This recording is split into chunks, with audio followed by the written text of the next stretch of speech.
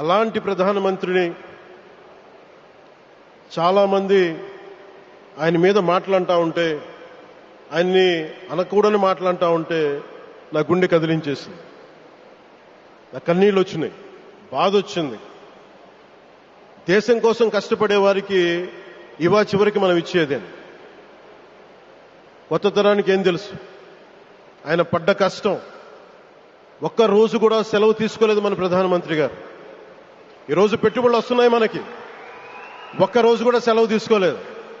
శత్రు దేశాలు, మన అభివృద్ధికి ఈర్ష్యపడే పశ్చిమ దేశాలు, వీటన్నిటినీ తట్టుకొని ఒకవైపు విదేశాల్లో ఉండే శత్రువులతో పోరాడాలి, దేశాన్ని అభివృద్ధి పదంలో తీసుకెళ్దామంటే అంతర్గత శత్రువులతో పోరాడాలి. అలాంటి వ్యక్తికి మనం ఇవ్వగలిగేది కేవలం మేమున్నాం మీ వెంట, మీ మీద మాట పడితే అది మా మీద పడ్డట్టే, అదే మన వారికి ఇవ్వాల్సింది.